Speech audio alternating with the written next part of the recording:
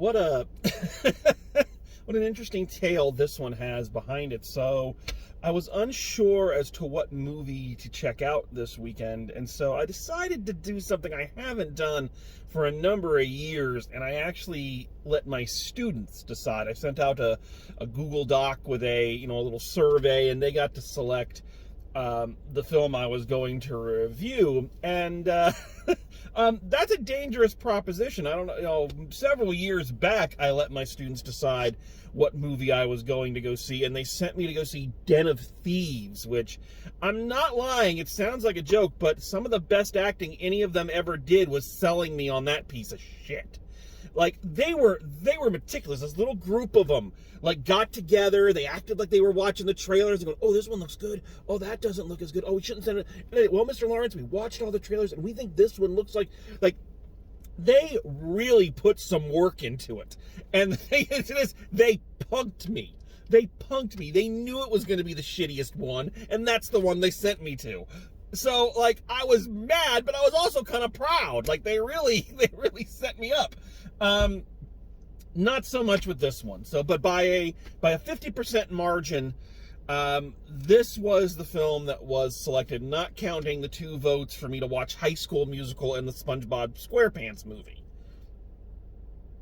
Anyway, the other thing about this one is this is one of those films where I'm going in completely blind. I've never seen the original, so I have no frame of reference for, this was done better or this was done worse or whatever. I've never read the book, so I'm judging this film completely on its own merits, which is both a positive and a negative. The positive is it's not being bogged down by any baggage or any shadow that might be cast by its source material or predecessor. The bad news is I have to judge this movie completely on its own merits. So, yeah.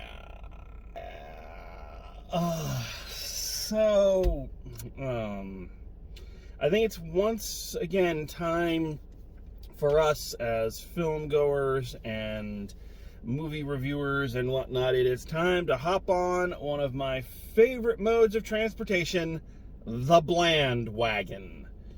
Because, oh boy, is this thing underwhelming just by a lot. All right, so let's talk about this.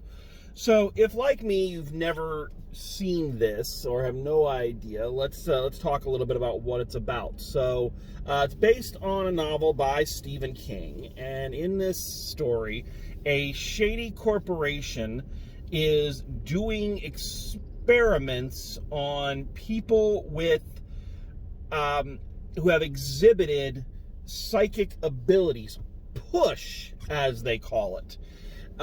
Now, the nature of these experiments, the purpose behind them, are they making their powers stronger? Are they just experimenting with them?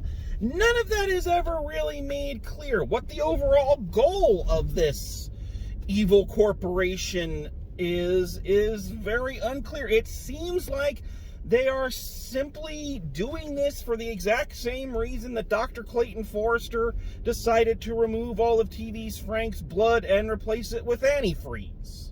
Because it's science, that's why.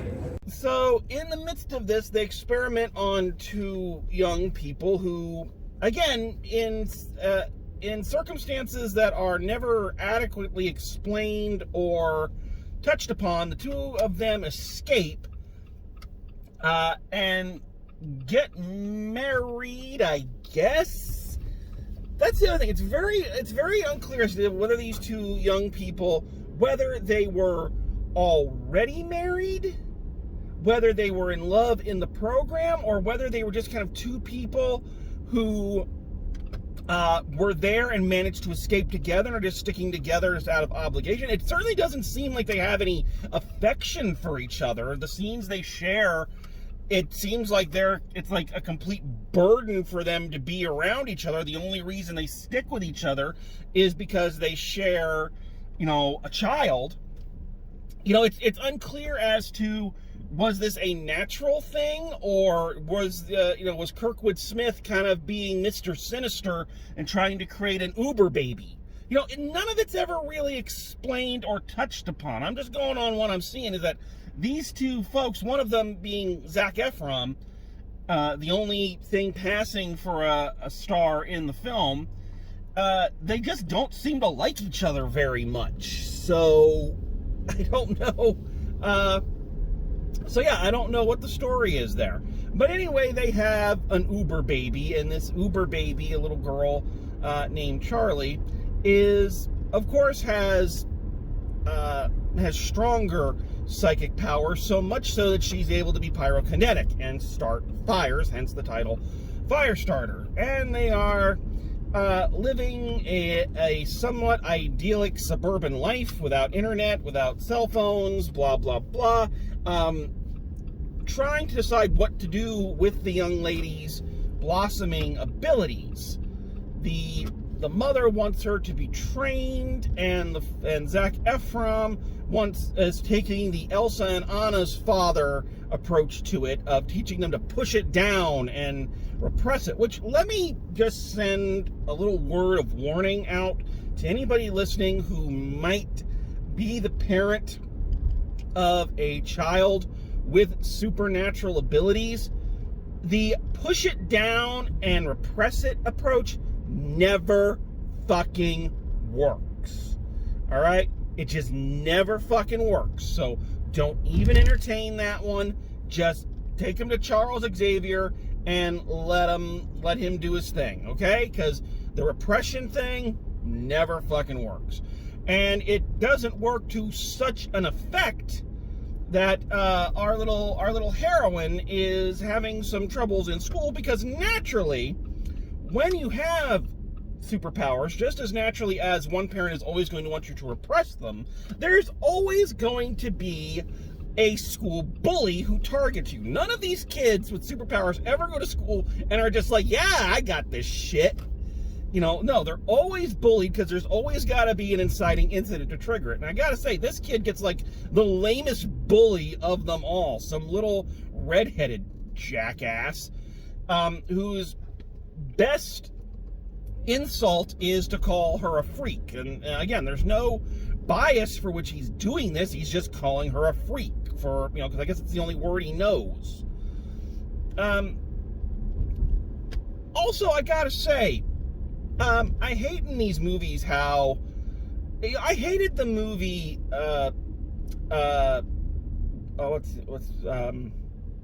Love, Simon. I didn't hate it, but I didn't like it. But one thing I did enjoy about it is that the teachers and whatnot in that school actually acted like teachers when someone was being bullied or harassed, and they would actually yank the harassers out and say, no, you don't fucking do that. Here, the teacher, watches as this little redheaded jackass beans her in the back of the head with a dodgeball on purpose. Yes, I know they're playing dodgeball, but there are rules of engagement. You don't whack somebody in the back of the head or in the head purposefully, especially when they're not looking. But they just let it pass. They're just like, oh, okay, well, that's the thing. Nature takes its course. And of course, this incident causes her to erupt. It causes the evil corporation to send their contractually obligated hitman, whom they also created. That's another thing. These evil corporations always have a hitman that they created who hates them, but is still going to work for them because reasons. Always. I don't know what retirement plan or benefits package they got going on, but these evil assassins are always like, well, I guess I'll go hunt down this child for you. So Zac Efron and little girl go on the run, and they check all the boxes for an on-the-run superhero adventure. They hide out on a farm with a kindly farmer. Okay, because we've never seen that in a fucking superhero movie before. The little girl finally has to master her powers and go and save her father, because never seen that fucking before. You'll notice I'm being very dismissive about this film, and I feel like I have very little choice but to be very dismissive about this movie because, god damn, this movie's dismissive. This movie is so fucking bland. Like, everything about it is so boring and so fucking, like, it's, why does this exist? It's not spectacular or over the top enough to be entertaining and to just kind of enjoy it for the, you know, the sheer skullfuckery of it. It's not ambitious enough to try to have anything to say to, you know, to feel like it's giving any of its action purpose or meaning. There's no thematic driving force behind it. It's just a bunch of shit that happens, and happens in the dullest way possible. And what's funny is that everything happens in the dullest way possible, so that when something is trying to shoot for the moon or trying to go over the top, it feels so anachronistic. It feels so out of place. The leader of Evil Co., she has these lines that are clearly villainous. I mean, they might as well have just named her Barbara Evil, you know, but she's not committing to them, and the movie is trying to get this realistic, grounded, you know, feel to it, that her saying these lines, which would not be out of place for a Bond villain, in this super serious mode, it just comes off sounding ridiculous. And she does not have the charisma or screen presence to pull this shit off. You know, CCH Pounder could have nailed this out of the park. She could have played this role to perfection. But not this young lady, not her. Kurtwood Smith is so over the top that it sounds like he's quoting Shakespeare half the time. You know? And the rest of it, like I said, it's just the checklist. Also, why does Stephen King hate small animals? What is his beef against cats and birds and shit? What is that? Because boy howdy are there animals a roasting in this. Like a lot. Like a lot. You know?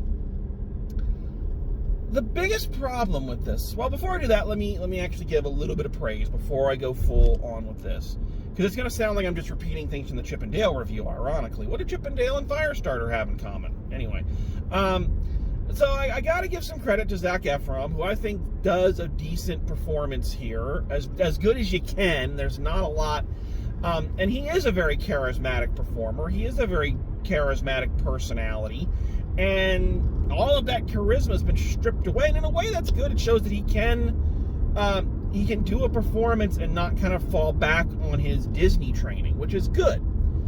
But you know, But you know, so I think he deserves some credit for that. Also, I gotta say, the young lady playing Charlie, the Firestarter, Ryan Kira Armstrong, is not bad. She's not a bad actor. I think she's doing the best she can with the material she's given. She's no Daphne Keane from Logan, but she's decent enough, you know. So, and she's definitely got that creepy, pissed off little girl look down pat for when she goes on the killing spree. So that's a plus. So there are some decent things in this movie. The biggest problem I have with this movie is the question I asked a few seconds ago when I was going off on kind of that initial rant, and that is, the fuck reason does this exist? Why this movie? Why is this here? What is the point? And especially since it is a remake, it is based off something that's already been, you know, in the public eye. I know Firestarter is not as big as The Shining or It or some of the other Stephen King outings, but it's still fairly well known, if for no other reason it was one of Drew Barrymore's big star turns. So it means you had to have a reason for wanting to do this movie. And I will be damned if I can figure out what it is. I had said in the Chip and Dale review, and then I had retracted it, but now I'm unretracting it. One of the big problems I have with that movie is, what was this movie about? Why were we doing this? What was the subtext? And I said that not every movie needs to have that. And then I retracted it. Well, I'm not so much unretracting, I guess, as so much as I'm redefining. Okay, not every movie needs to have a deep philosophical underpinning to it. But every movie, every piece of performance has to be about something. It has to be. That something doesn't have to be anything huge, but it's got to have a point for existing.